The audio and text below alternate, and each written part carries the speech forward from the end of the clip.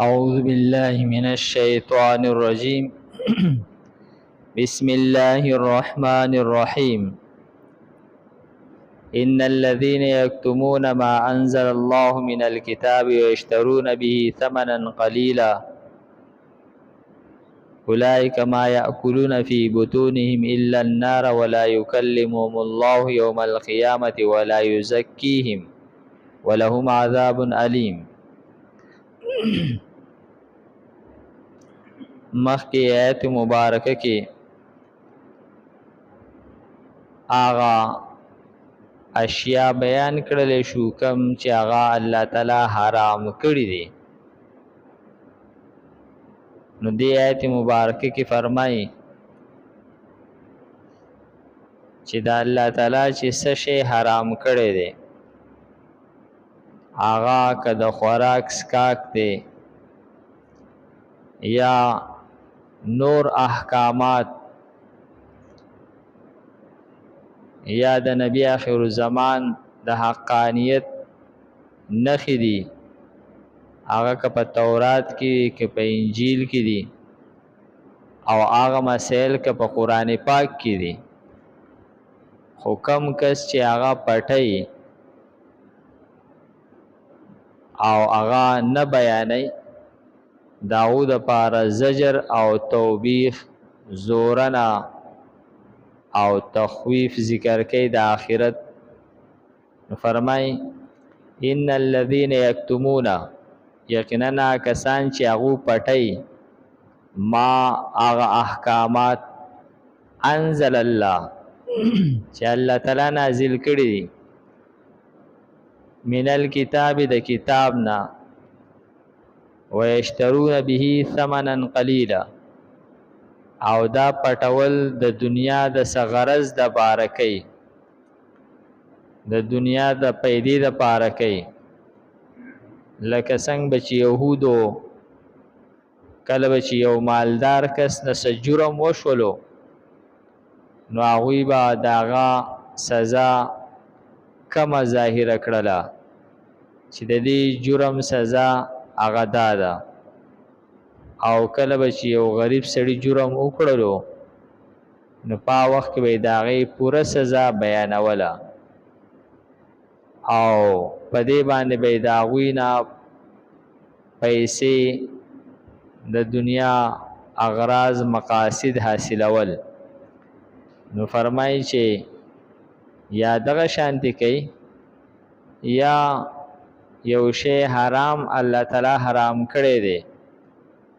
او داغي حرمت دې د دې د پاره پټي چې د ځان د پاره حلال کی او ناروا په ناجایز طریقې سره دنیا حاصله کی. فرمای اولئک ما یاکلون فی بطونهم الا النار دا خلک چې دي دوی نه چې خپل خېټو ته مگر ور دا کم څه چې دوی د الله تعالی د کتاب په بدل کې واغستل د دنیا اغراض مقاصد پیسې نو دا دوی خپل خېټو ته ور واچولو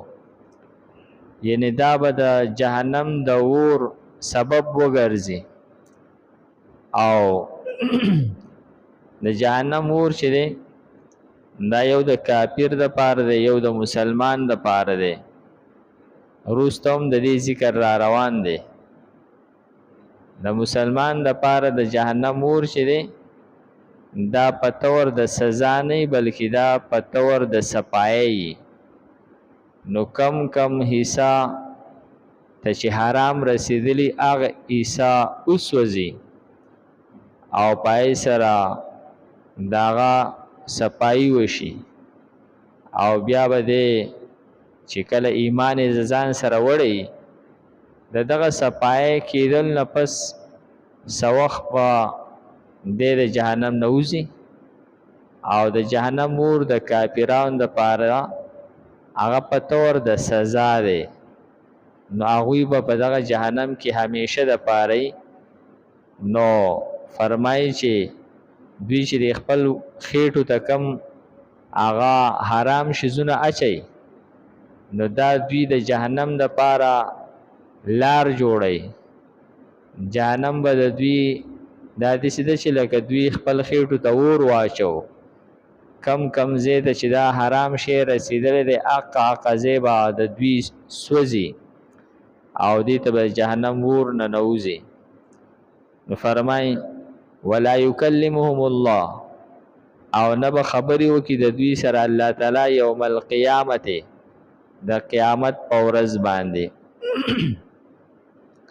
دا خطاب مؤمنانو ته دی. نو فرمایي چې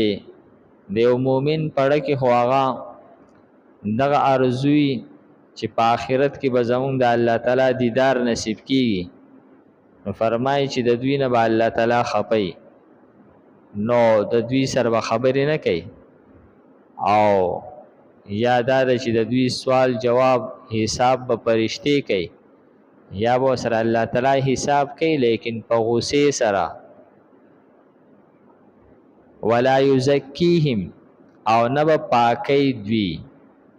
د دوی پاکی به نه کولی کیږي. یعنی دغه د آخرت عذابونه دا چې یو مسلمان ته میلاویږي نو په دې کې د هغه تزکیه کیږي. چې یو مسلمان جهنم ته هم لاړ شي نو که ده په عقل کې څه فتور و،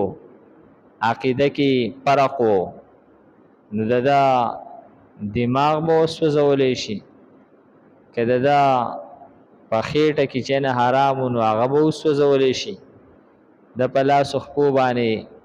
حرام کارونه کړي هغه به وسوځولی شي. نو دغه سزا چې کم دته میلاویږي یو مؤمن ته،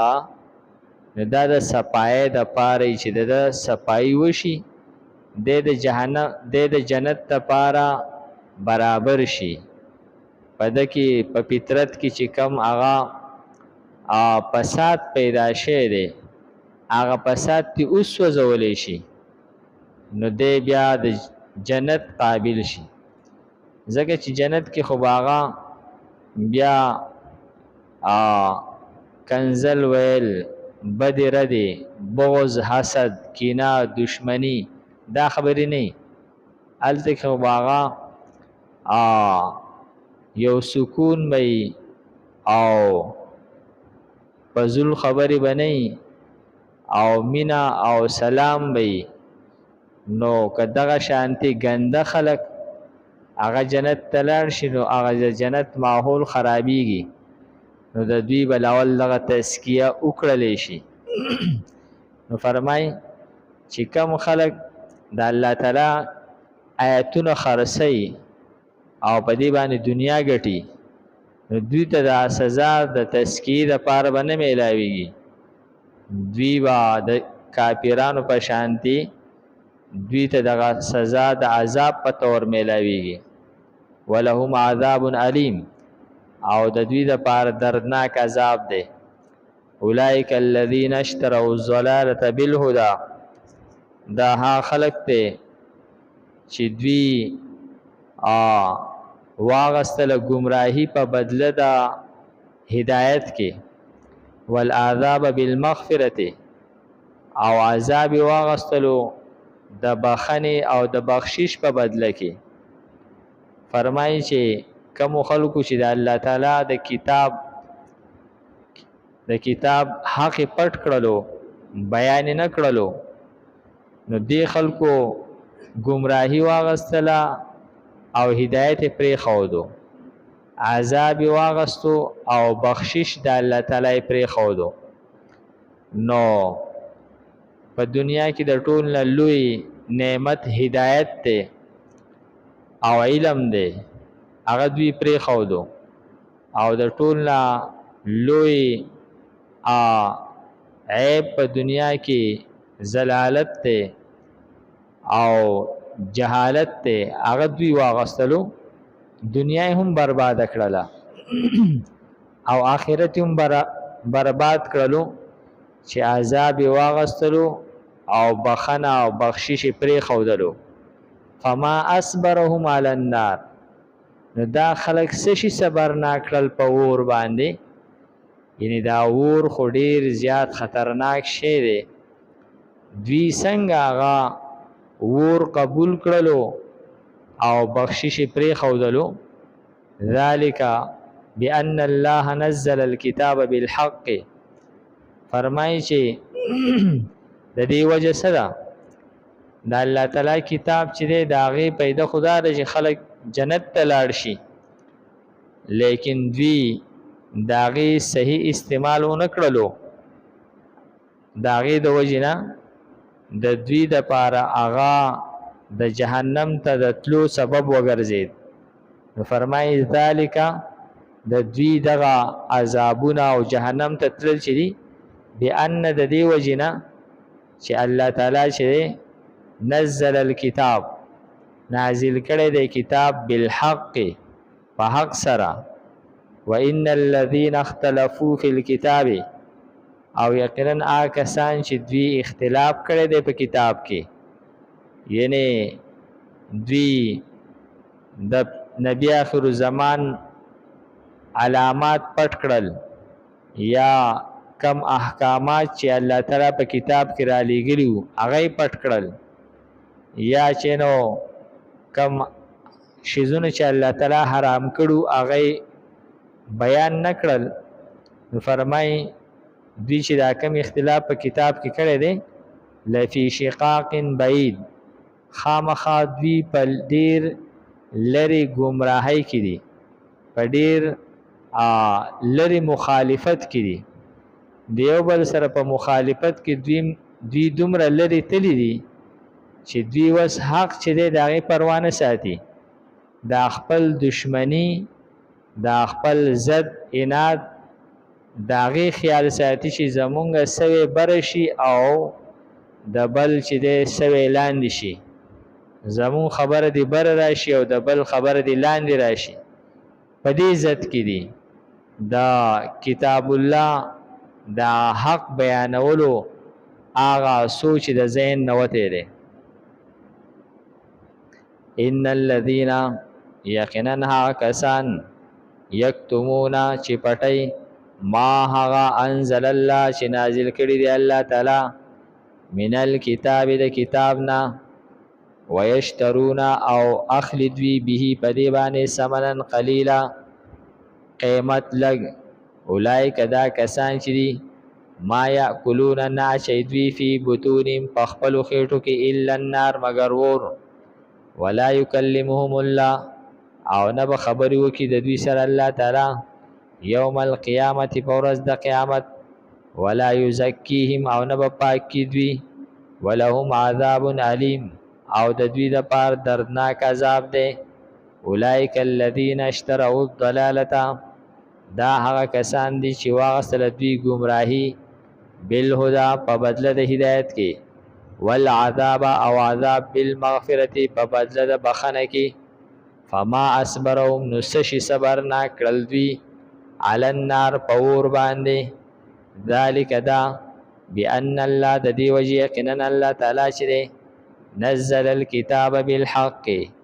نازل کړی دی خپل کتاب په حق سره وان الذين اختلفوا او هغه کسان چې اختلاف کړی دی فی الكتاب په کتاب کې لفی شقاق بعید